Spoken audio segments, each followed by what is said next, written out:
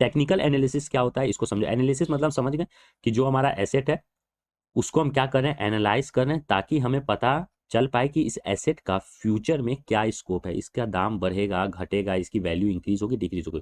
ठीक है। और देखो मैं बार बार बोल रहा हूँ, मैं बहुत ही लूज तरीके से चीज़ों को समझा रहा हूँ, बहुत ही आसान भाषा में, तो ज़्यादा डेप्थ में इसके जाने की ज़रूरत नहीं है। जब फंडामेंटल एनालिसिस हम लोग पढ़ेंगे तो इस पे बहुत ही डिटेल डिस्कशन हम करेंगे, हर चीज़ें हम अच्छे से देखेंगे। बट यहाँ पे चूंकि हमें जल्दी से इन चीज़ों को समझना है, क्योंकि हमारा जो मेन एम है सीरीज का वो है टेक्निकल इंडिकेटर।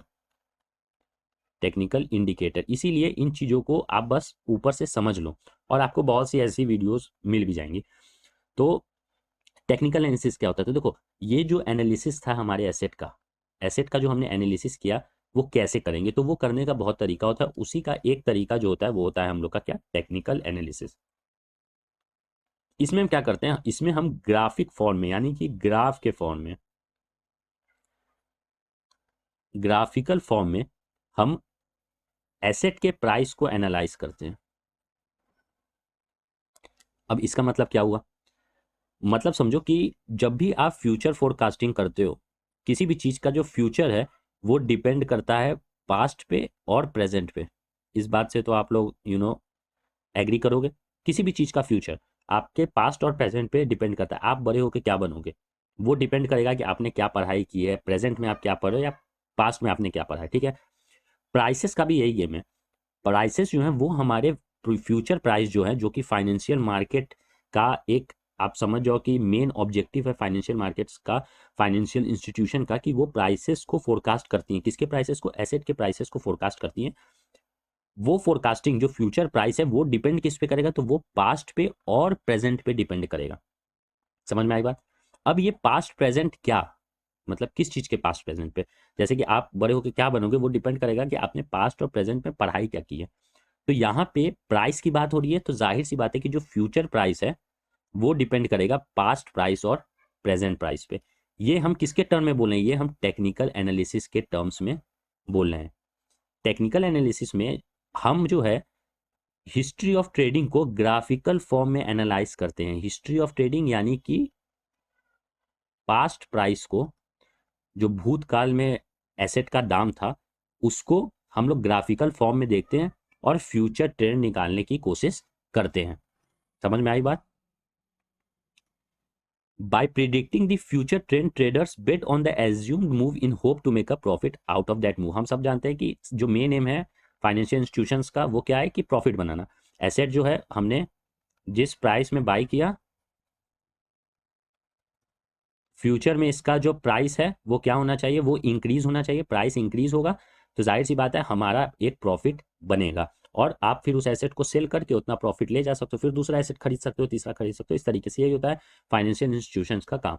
तो यहाँ पे हम क्या करते हैं टेक्निकल एनालिसिस में, कि ग्राफिकल फॉर्म में जो हमारा प्राइसेस हैं, पास्ट प्राइसेस किसी भी एसेट के, उसको हम लोग एनालाइज करते हैं। क्या करते हैं, एनालिसिस करते हैं और फ्यूचर ट्रेंड को प्रिडिक्ट करते हैं। क्योंकि अब हम ग्राफिकल फॉर्म में प्राइसेस को देख रहे हैं। ग्राफिकल फॉर्म मतलब this is price, this is time.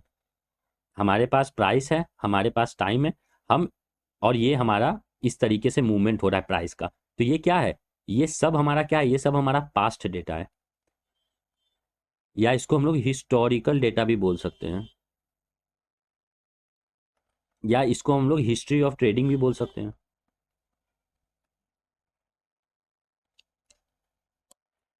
हमें कोई मतलब नहीं है कि ये कंपनी का मैनेजमेंट कैसा है, कंपनी का सीईओ कौन है, कंपनी के बैलेंस शीट, अकाउंट शीट, ये सब क्या है, इससे हमें कोई मतलब नहीं है। टेक्निकल एनालिसिस में, बार बार मैं बोल रहा हूँ, टेक्निकल एनालिसिस के पॉइंट ऑफ व्यू से बात कर रहे हैं। हम सिर्फ और सिर्फ ये ग्राफ देखते हैं, प्राइस और टाइम का ग्राफ देखते हैं, और हम ट्रेंड पता करते हैं। अभी आगे समझेंगे कि ट्रेंड क्या होता है। हम ट्रेंड पता करते हैं और इंडिकेटर्स का हम इसमें यूज करते हैं, जो कि हमारा मेन टॉपिक है इस सीरीज का, सारे इंडिकेटर्स को पढ़ना। हम उन ट्रेंड्स का पता करते हैं और फ्यूचर ट्रेंड को फोरकास्ट करते हैं जस्ट इस ग्राफ के बेसिस पे। और ये ग्राफ क्या है, ये प्राइस और टाइम पास्ट डेटा का ग्राफ है, यानी कि हिस्ट्री ऑफ जो ट्रेडिंग है उस बेसिस पे हम लोग प्रोबेबल फ्यूचर ट्रेंड को पता करते हैं। यही होता है। हमें कोई मतलब नहीं, कंपनी एप्पल है, फेसबुक है, क्या है, हमें सिर्फ और सिर्फ मतलब है कि भाई हमने चार्ट, कोई भी कंपनी उठाया, हमने चार्ट को देखा और उस चार्ट का जो पास्ट डेटा है, जो पास्ट में उसका प्राइस ट्रेंड है, उस बेसिस पे फ्यूचर में प्राइस ट्रेंड क्या होगा वही हम निकालते हैं। इसी को हम टेक्निकल एनालिसिस बोलते हैं, बस और कुछ नहीं। ठीक है, अब ये चीज हम अगर अगर आप समझ गए हो तो अब देखो, एम हमारा क्या था, हमारा एम है एसेट अगर हमने खरीदा है। अब देखो, अब एसेट ना बोल के मैं डायरेक्ट अब शेयर बोलूंगा या स्टॉक बोलूंगा, क्योंकि जनरली हम लोग इक्विटी मार्केट में ही लाइक आप शेयर को ही ट्रेड करोगे या खरीदोगे। टेक्निकल एनालिसिस का ज़्यादा यूज़ हमें वही करना है। ठीक है, स्टॉक्स खरीदने बेचने में तो अब हम स्टॉक या शेयर एसेट को रिप्लेस कर देना है। एसेट बहुत टाइप्स के होते हैं, बट अब हम शेयर चाहे स्टॉक के टर्म्स में ही चीज़ों को समझेंगे। तो अगर मान लो हमने कोई शेयर खरीदा किसी कंपनी एक्स का, तो हमारा एम क्या होगा, हमारा एम ये होगा कि हमने जिस प्राइस पे खरीदा है उससे प्राइस से जो फ्यूचर प्राइस है वो इंक्रीज करें। यानी कि हमें कम दाम पे खरीदना है और ज्यादा दाम पे बेचना है। Buy low sell high. क्या, बाई लो कम दाम पे खरीदेंगे और फ्यूचर में सेल हाई। तो भाई कौन सा ऐसा स्टॉक होगा जिसका जो अभी, मान लो अभी हमारा जो प्राइस है यहाँ पे है, पी प्राइस है, टी टाइम पे, टी नॉट टाइम पे हमने यहाँ पे शेयर को खरीद लिया। अब फ्यूचर में इसकी वैल्यू क्या हो, इंक्रीज हो, तो अब प्राइस ये हो गई P2, ये पी नॉट है, ये P1 है, तो P1 हो गई ग्रेटर देन पी नॉट और ये T1 है। तो जाहिर सी बात है हमने लो पे खरीदा और हम इस पोजीशन पे अगर इस प्राइस को बेच दें सेल हाई, तो ये जो डिफरेंस है ये हमारा क्या होगा, यही प्रॉफिट हो जाएगा। या हमने इस पॉइंट पे ही यानी कि P1 पे या टाइम T1 पे, P1 प्राइस या T1 टाइम पे हम खरीदें और ज़्यादा प्राइस भरें और फिर हम और हाई प्राइस में बेच दें इस शेयर को, तो ये हमारा प्रॉफिट होगा। यानी कि हमने लो पे खरीदा, हाई पे सेल किया, या हमने हाई पे खरीदा और ज़्यादा हाई पे सेल किया, दोनों केस में क्या होगा, हमारा प्रॉफिट होगा। इसको हम लोग बोलते हैं टू गो लॉन्ग। ठीक है, ये टर्म हो गया, जब ट्रेडिंग के सेंस में टर्म जो होता है इसको हम लोग बोलते हैं टू गो लॉन्ग। समझ में आई बात। हमने लो पे खरीदा और हाई पे बेच दिया, तो ये हमारा प्रॉफिट हुआ। अब मान लो हमने हाई पे ही खरीदा और ज़्यादा हाई पे बेच दिया, तो हमारा प्रॉफिट ये हो गया। दोनों केस में हमारा प्रॉफिट बन रहा है। तो या तो आप लो पे खरीदो हाई पे सेल करो, अब हाई पे खरीदो या और ज़्यादा हाई पे सेल करो। अब क्वेश्चन आप ये पूछ सकते हो कि सर हम कब समझेंगे कि ये हमारा लो है चाहे ये हमारा हाई है, तो यही तो पता करना है। बात समझ में आई, हमारा प्राइस अभी कम है और आगे बढ़ेगा, यही तो हमारा एनालिसिस है। इसी को तो हमें एनालाइज करना है और हम टेक्निकल चाहे फंडामेंटल एनालिसिस का यहाँ पे यूज़ करेंगे। तो यही मेन चीज़ है जो हमें पता करनी है। इसीलिए हमने बोला कि timing of action is critical. आपको कब एंट्री लेनी है, कब एग्जिट लेनी है, यानी कि कब लो है कब हाई है, ये पता करना है। क्योंकि हाई और लो रिलेटिव टर्म्स है। फंडामेंटल एनालिसिस जब आप पढ़ोगे तो वहां पे लो प्राइस एंड हाई प्राइस कुछ नहीं होता है। फंडामेंटल एनालिसिस में अंडर वैल्यूड और ओवर वैल्यूड रहता है, under valued and over valued. इसको समझेंगे अभी थोड़ी देर में। तो ये बाई लो यानी कि किस समय घुसना है कब निकलना है, यही क्रिटिकल पॉइंट है और इसी को हम एनालाइज करते हैं, इसी की हम क्या करते हैं, एनालिसिस करते हैं।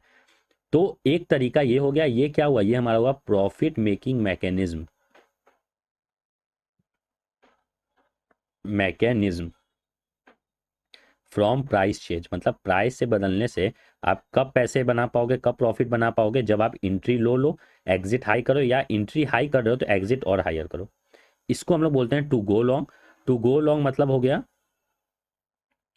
कि आप बाई कर रहे हो, बाई कर रहे हो और आप सेल हाई करना चाहते हो। अब होगा कि नहीं होगा वो फ्यूचर की बात है, लेकिन आपका एम क्या है, आपने खरीदा तो आपका एम है कि प्राइसेस बढ़े और आप हायर सेल करो, तो इसी को हम गो लॉन्ग खरीद कहते हैं जब आप बाई करते हो शेयर को। ठीक है, इसका मतलब क्या हुआ कि डिमांड मार्केट में ज्यादा है। अब जो हमारा इकोनॉमिक्स है उसका जो कोर कॉन्सेप्ट है वो है सप्लाई और डिमांड।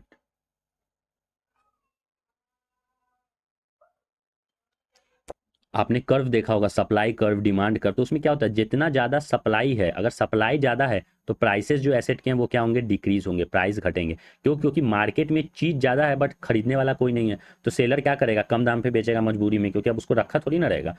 डिमांड अगर ज़्यादा है, ये मेरे पास एप्पल है, इस एप्पल का दाम मैंने बोला 5 रुपये, अब खरीदने वाले 5 लोग हैं, इन 5 लोगों को एप्पल चाहिए ही चाहिए। तो ये क्या बोलेगा कि भाई हमको 6 रुपये में दे दो, ये वाला बोलेगा चलो भाई हमको 7 में दे दो, ये बोलेगा हमको 7.5 में दे दो, तो जाहिर सी बात है जो सबसे ज़्यादा प्राइस बोलेगा वही ले जाएगा इस एप्पल को। तो यहाँ क्या हो रहा है, यहाँ डिमांड ज़्यादा है बट सप्लाई कम है।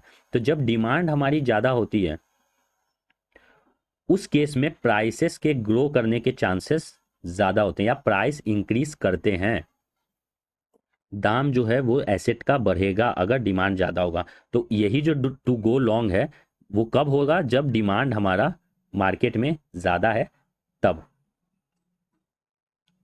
दूसरा तरीका, दूसरा मैकेनिज्म क्या है, तो ये आता है शॉर्ट सेलिंग।